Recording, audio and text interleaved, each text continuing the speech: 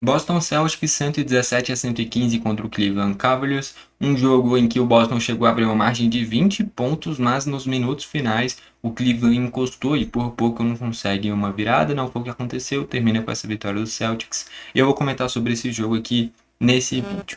Só antes de destacar que eu separei uma camisa do Boston Celtics, para quem é torcedor do Celtics, quem simpatiza com o Celtics, quiser dar uma olhada.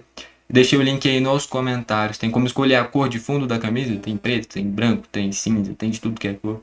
É bem bonita e baratinha também para quem simpatiza com o Celtics. Eu indico que dê uma olhada. Link aí nos comentários. Sobre o jogo, um jogo que do lado de Cleveland, o grande destaque foi o Mobley. Esse padrão de jogo do Boston é de ser um time que ataca muito pelo perímetro, com a bola tripla, e há temporadas atrás foi campeão da NBA justamente assim. Vem passando por uma reformulação muito grande parte desse time do Boston mudou, então vem se adaptando ainda a esses fatores. E defensivamente demorou muito para conseguir marcar o Mobley, né?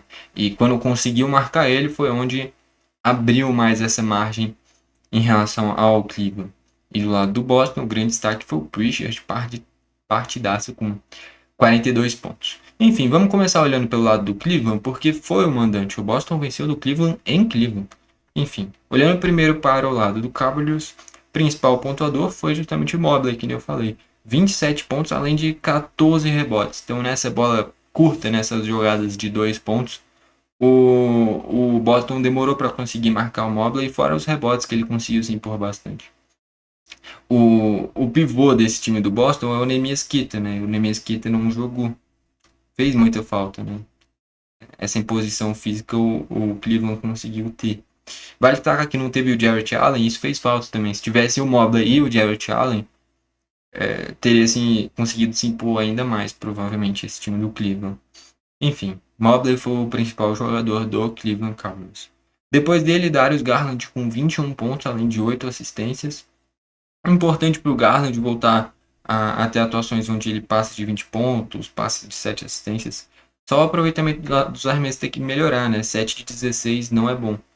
E o Donovan Mitchell, que é o principal jogador desse time, ficou só nos 18 pontos também. E só 7 de 16 nos arremessos também. Então esses dois caras principais do time de Cleveland, que é o Donovan Mitchell e o Garland, tiveram um aproveitamento ruim de arremessos. E se os seus dois principais nomes não fazem uma grande atuação, isso pesa muito. O Mobley até tentou compensar, mas não foi o suficiente. Depois foi o Tyson com 17 pontos e 5 rebotes, 6 de 18 nos arremessos também. Então, um grande problema do Cleveland já dá para ver que é o aproveitamento de arremessos ao longo do jogo, né?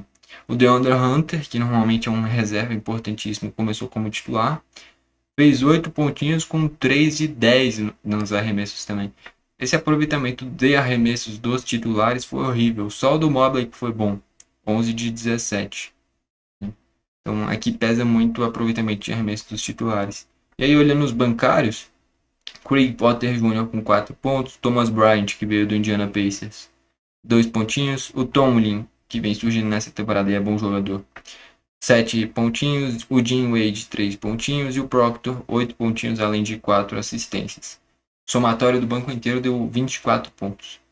Os desfalques agora, não teve o Jarrett Allen, que é importantíssimo nesses pivôs não, nesses rebotes, sendo esse pivô do Cleveland. Se conseguiu se impor com o Mobley, imagina se tivesse o Jarrett Allen junto, ele conseguia se impor mais ainda, e aí talvez mesmo com aproveitamento ruim de arremessos transformasse isso em vitória. Mas não foi o que aconteceu. Sam Merrill, que começou muito bem a temporada, sem o Garland no lineup inicial desse time de Cleveland, tem uma bola tripla muito boa, mas não jogou. Larry Nance, que também começou tendo uma porcentagem de importância até grande nessa rotação do Cleveland, mas também não jogou. Livingston não jogou e o Max Strus, que é outro cara importantíssimo na bola tripla, também não jogou. Então, de caras importantes para a rotação, Jarrett Allen, Sam Merrill e Max Strus, importantíssimos para essa rotação, e não jogaram. 4 jogadores, eu estou falando, quase uma rotação inteira. Fora o Larry Nance, que começou bem a temporada. Então, desfalques que fizeram falta para o Cleveland. Eu diria que principalmente o Sam Merrill e o Jarrett Allen. O Max Struz ainda nem jogou na temporada. Mas o Sam Merrill e o Jarrett Allen, para um pivô reboteiro e um cara com essas bolas triplas, que seria o Sam Merrill, ainda mais contra o Boston Celtics, que é a especialidade desse time, fez falta para esse time de Cleveland. Aí indo pro lado do Boston, Peyton Pritchard, em 30 minutos, 42 pontos. Eu gosto muito do Pritchard, cara. E agora sem o Tatum machucado, essa reformulação que fez muita gente ir embora, né? O Porzingis foi embora, o Holiday foi embora, meio time foi embora. E o Pritchard se torna protagonista desse time, ainda mais quando não tem o Tatum, né? Que vai ficar ainda um bom tempo fora. 42 pontos do Pritchard. Nem deu muitas assistências, nem rebotes. Assistência ele deu só 3, rebotes 3 também. Normalmente ele é um dos principais assistentes desse time, mas dessa vez não, foi só pontuador mesmo. E 15 de 22 nos arremessos, sendo 6 de 11 na bola tripla e 6 de 6 nos lances livres. Ou seja, 100% de aproveitamento nos lances livres. Nos arremessos, praticamente 70% de aproveitamento. Bola tripla acima de 50%. Então, essa é a diferença, é o aproveitamento, cara. O aproveitamento dos arremessos foi algo que fez o Pritchard fazer uma grande atuação. E esse foi o grande problema do lado de Cleveland. Um aproveitamento de arremessos ruins e já do lado do Boston o oposto, né? Olha isso, que curioso. Somando a pontuação do Garland mais o Donovan Mitchell, o Donovan Mitchell fez 18, o Garland 21. Os dois principais nomes desse time de Cleveland. Dá 39 pontos. Só o Pritchard fez 42. Então só o Pritchard compensou os dois principais nomes do Cleveland. Isso faz uma diferença enorme no jogo. E olha que o Cleveland ainda deixou equilibrado nos minutos finais. E quando seus dois principais nomes vão tão abaixo do que podem, principalmente o Donovan Mitchell, é difícil ficar vivo no jogo. E o Cleveland conseguiu. Depois do Pritchard foi o Jaylen Brown com triplo-duplo. 19 pontos, 12 rebotes e 11 assistências. Aí, ó, faltou um Jarrett Allen da vida para não deixar ter tantos rebotes. O Mobley não vai fazer tudo sozinho. E o Tomlin, que seria outro cara que poderia pegar rebotes, pegou só 2. Né? Então é uma diferença grande ainda. Ele é bom jogador, mas ainda é novo. Né? Não consegue se impor tanto. E o aproveitamento de arremesso do Jaylen Brown foi ruim. 3 de 13. É que nos lances livres foi 12 de 16, né? O Jaylen Brown, é por isso que ele foi tão bem nas assistências. Quando o cara vê que não tá num dia tão bom, ele começa a passar mais a bola. Esse entendimento do jogo do Jaylen Brown foi bom. Por mais que a pontuação não tenha sido tão boa, né? Conseguiu entender bem o que o jogo precisava. O Walsh fez 14 pontos além de 11 rebotes. Outro cara que fez duplo-duplo nesse time do Boston. E de novo, sem o Jarrett Allen, fez falta um pivô de imposição no lado de Cleveland. O Mobley não vai fazer tudo sozinho. Em seguida, o Xavier Tillman, 9 pontos e 6 rebotes. O Xavier Tillman é a Copa do Al Horford, cara. Carequinha, bola tripla, pega rebote. É o substituto natural do Al Horford. Enfim, Sam Hauser, 7 pontinhos além de 5 rebotes também. E assim a gente fecha esse lineup do Boston. Só os titulares juntos fizeram 91 pontos. Do lado de Cleveland, 91 pontos também. Ficou empatado só olhando os titulares. Né? E aí a gente vai pro banco. No lado do Boston, Amari Williams, em 6 minutos ficou zerado. O Sherman, em 15 minutos fez 5 pontinhos. Aí o Walker Simmons fez um bom jogo, em 27 minutos, 18 pontos. E esse time do Portland Trail Blazers, que faz uma temporada bem melhor do que foi na temporada passada, mesmo sem ter o Walker Simmons, que veio nessa troca com o Joe Holiday, né? Mas enfim, eu tô gostando dele no Boston, é bom jogador, ele tem uma boa bola tripla, né? Então ele é a cara desse time. Enfim, é um excelente reserva.